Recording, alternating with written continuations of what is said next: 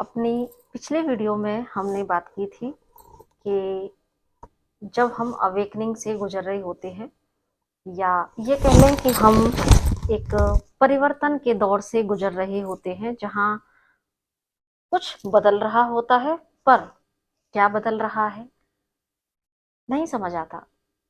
बाहर भीतर बहुत कुछ घट रहा होता है और ऐसे में कई बार हमारे अंदर के जो अनहील्ड इमोशंस हैं वो जो है सरफेस पर आ रहे होते हैं। तो कभी हम बहुत ज़्यादा घोर निराशा में, कभी बहुत रिग्रेटफुल एनर्जी में, कभी एक गिल्ट की एनर्जी में, कभी शेम की एनर्जी में, तो कभी सेल्फ विक्टिम की एनर्जी में। अल्टीमेटली हम पास्ट की चीज़ों से डील कर रहे होते हैं और बस अंदर कि मुझसे मिस्टेक हुई, या उसने मेरे साथ ऐसा क्यों किया, या उस वक्त मैं ऐसा क्यों नहीं कर पाया या कर पाई या कह पाया, है ना। तो कुछ इस तरह के लो वाइब्रेशनल एनर्जीज हमारे अंतर मन में कुछ ऐसा फॉग बनाती हैं जहां पे कि हमें कैसे भी चैन नहीं पड़ता। एक बेचैनी और एक काश जेहन में घूमता रहता है कि काश ऐसा कर लिया होता, काश ऐसा कर लिया होता। तो इस काश की एनर्जी, या कई बार जो एक शर्मिंदगी वाली एनर्जी के अरे हमने ऐसा किया, ठीक है। तो ये जो, जब आप एनर्जी चार्ट को देखेंगे तो सबसे जो लोएस्ट एनर्जीज हैं, रिग्रेट, शेम, गिल्ट, खुद को दोषारोपण करना, तो ये एनर्जीज हमें जब परेशान कर रही होती हैं, तो आज के इस वीडियो में हम इसके समाधान पर बात करने वाले हैं कि चलो, अब हमने ये रिकॉग्नाइज कर लिया कि कुछ घट रहा है, लेकिन अब इसको हील कैसे करें। तो इस वीडियो में हम एक ऐसी टेक्निक समझने की कोशिश करेंगे, बहुत सिंपल है। और इसके लिए जो है मैंने एक ग्रुप में मेडिटेशन भी कराया था, तो उसी के तुरंत बाद ही मुझे ये रियलाइजेशन हुआ कि क्यों ना मेडिटेशन के फॉर्म में नहीं तो मैं जस्ट आपको टेक्निक बता देती हूँ, और आप इस टेक्निक से जरूर से अपने इन भावों को हील कर सकते हैं जो आपको अंदर ही अंदर खाए जा रहे हैं, परेशान कर रहे हैं, बोझ दे रहे हैं। तो करना सिंपल इतना है कि जब भी आपको ऐसा महसूस हो, एकांत में बैठ जाइए, अपनी स्पिरिचुअल टीम को कॉल कीजिए और उनसे प्रार्थना कीजिए कि भगवान, मैं अब इन भावों का बोझ अब और नहीं ले सकती, जो मुझे परेशान कर रहे हैं, जो मुझे आगे बढ़ने से रोक रहे हैं। तो प्लीज इस हीलिंग में मेरी हेल्प करें। तो अपनी पूरी स्पिरिचुअल टीम को इनवाइट करके, ये प्रार्थना करके, देन लंबी गहरी सांसों के साथ अपने ध्यान को केंद्रित करने की कोशिश कीजिएगा और अपनी बिखरी हुई ऊर्जा जब ध्यान के माध्यम से, आपकी श्वासों के माध्यम से आपके भीतर बहने लगे, बाहर से जो ऊर्जा, अभी जो ऊर्जा बाहर बह रही है, तो जब आप उसको सांसों के माध्यम से अपने भीतर खींच के लेके आएंगे, तो वो समय होता है थोड़ी देर के बाद आप देखोगे दिमाग शांत हो गया है। और क्योंकि जब आप ध्यान को अंदर लेके आ रहे हो, तो थॉट्स तो तब भी आएंगे, बट उन थॉट्स से आपको जुड़ना नहीं है। ये मैं हर ध्यान के लिए आपको टेक्निक बता रही हूँ, इसको याद रखिएगा। आने देना है, जाने देना है, उनसे जुड़ना नहीं है थॉट से। आपका फोकस अगर आपकी सांसों पे रहेगा, तो ये जो मस्तिष्क में चलने वाले विचार हैं वो धीरे धीरे बैठना शुरू हो जाएंगे, शांत होना शुरू हो जाएंगे। अब जब आपकी ऊर्जा भीतर आ गई है, शांत हो गया है मस्तिष्क, अब ये समय है जहां पे कि अपने भीतर देखिए। और जब आप भीतर देखेंगे तो आप पाओगे अपना ही एक सेल्फ आपको दिखाई देगा। वो छोटा भी हो सकता है, वो आपका यही सेल्फ भी हो सकता है जो आपका लोअर सेल्फ है, और ये आपका इनर चाइल्ड भी हो सकता है। कहने का भाव है कि ये आपका इनर सेल्फ है जो कि अभी वुंडेड अवस्था में है, और आज इसको ही आप हील करने जा रहे हो। तो जो भी आपको भीतर अपना स्वरूप दिख रहा है, बस अब उससे बात करना है आपको। क्या बात करना है? बात करना है कि सबसे पहले आप उसे सांत्वना दीजिए। आप सांत्वना दीजिए कि भाई देखो, क्यों इतने परेशान हो?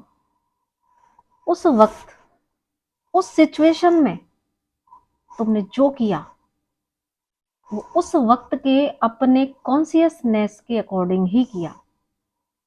उस वक्त तुम्हारा जो चेतना का स्तर था, तुमने वही किया। तो उस वक्त तुम्हें जो सही लगा, तुमने वही किया। तो अगर उसका रिजल्ट अच्छा नहीं आया तो इट्स वेरी ओके। इजी लेना है चीजों को। जीवन क्या है? जीवन पाठशाला है। जीवन अनुभवों से ही बनता है, अच्छे या बुरे। तो इसलिए अगर पास्ट में आपसे मिस्टेक हुई है तो उसके लिए तुम्हें इतना गिल्ट में जाने की जरूरत बिल्कुल भी नहीं है। ये सांत्वना उसे दीजिए, क्योंकि उस वक्त तुम्हारा चेतना का वही स्तर था। सही किया तुमने जो भी था। अब वो समय जा चुका है, तो इसलिए खुद को दोष देना बंद करो। इस तरह से आप उसके अंदर, आपके जो इनर सेल्फ के भीतर एक जो अपराध बोध पनप रहा है, ऐसे में आप उसे हल्का कर सकते हैं। आप उसे ये दिलासा दिलाइए कि उस वक्त आपसे जो हुआ वो उस समय के हिसाब से सही था। तो उसको आत्म स्वीकृति सिखाना आपका काम है। हाँ, उससे माफी भी मांगना है। फिर आपको उससे बोलना है कि मैं तुमसे बहुत माफी चाहती हूँ या चाहता हूँ कि उस वक्त आज जो तुम्हारी कंडीशन है, मैं उस वक्त शायद तुम्हारे साथ नहीं थी या नहीं था, ये उसका ही परिणाम है। तो ये मुझसे मिस्टेक हुई है, इसके लिए मैं तुमसे माफी मांगता हूँ या मांगती हूँ। मुझे होना चाहिए था उस वक्त जब तुम अकेले लड़ रहे थे। दुनिया के हिसाब से तुम्हारा जो चेतना का स्तर बना, समाज की कंडीशनिंग के हिसाब से जो बना, उस समय तुमने वो फैसला लिया, उसमें शायद मैं तुम्हारे साथ नहीं था, क्योंकि मैं साथ होती तो शायद मैं अंतर मन की आवाज से चीजें करती या करता। But it's very okay. पर मैं उस बात के लिए क्षमा चाहती हूँ या चाहता हूँ। तो यहीं पर आपको फॉरगिवनेस करना है, यानी कि सबसे पहले आपने उसे एक्सेप्टेंस करना सिखाना है। फिर वहां पे आपको माफी मांग लेनी है अपने इनर सेल्फ से, और उसके बाद में आपको उसे प्यार दिखाना है कि चलो जो भी हुआ मैं स्वीकार करती हूँ, मैं खुद को माफ भी करती हूँ या करता हूँ। और स्थिति चाहे जो भी हो, चाहे मुझसे जीवन में कितने भी गलत फैसले हुए हैं, लेकिन मैं जो एक चीज नहीं छोड़ सकती या छोड़ सकता, वो है खुद से प्यार करना। तो इस सत्य को आपको अपने इनर सेल्फ को ये जताना है, ये समझाना है कि जीवन अनुभवों से बनता है। इसलिए सही और गलत, सही होता है हम आगे बढ़ जाते हैं, गलत हम डिसीजन ले लेते हैं, तो हम सबक लेते हैं। सबक लेके हम उन गलतियों को फिर से ना दोहराएं, ये भी एक सबक लेते हैं। इस तरीके से अपने उस इनर सेल्फ को आपको उस रिग्रेट की एनर्जी से, गिल्ट और शेम की एनर्जी से आपको बाहर निकालना है। और उसको ये बताना है कि हर एक चीज आपके कंट्रोल में नहीं हो सकती। तो जो चीज हमारे हाथ में नहीं है, हम उसका भी दोषारोपण, उसको हम कंट्रोल में क्यों करें, और उसकी जो उसका दोषारोपण है हम खुद को नहीं करना। तो जब आप अपने इनर सेल्फ के साथ होंगे, उसको ये प्रोसेस कराएंगे, देन यहाँ से हीलिंग स्टार्ट होगी। तो ये प्रोसेस को आप करके देखिएगा। इसको करने के बाद में बड़ा रिलैक्स मिलता है।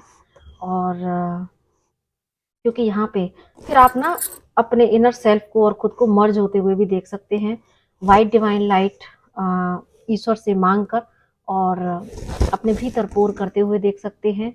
और जब आप और आपका इनर सेल्फ मर्ज हो जाएंगे, आप उसको ये दिलासा दें कि अब मैं तुम्हारे साथ हमेशा के लिए हूँ।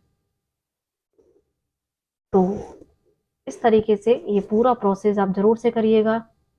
फुल मून और न्यू मून पर भी कर सकते हैं, और या फिर वीक में 2-3 बार जरूर से कर लिया करें, ताकि धीरे धीरे, क्योंकि एक दिन का या कुछ टाइमलाइन का ये इश्यूज नहीं होते हैं। ये हम हमारे पास्ट बर्थ से आते हुए और इस बर्थ में भी न जाने कितनी बार हम इस एनर्जी में जाते हैं।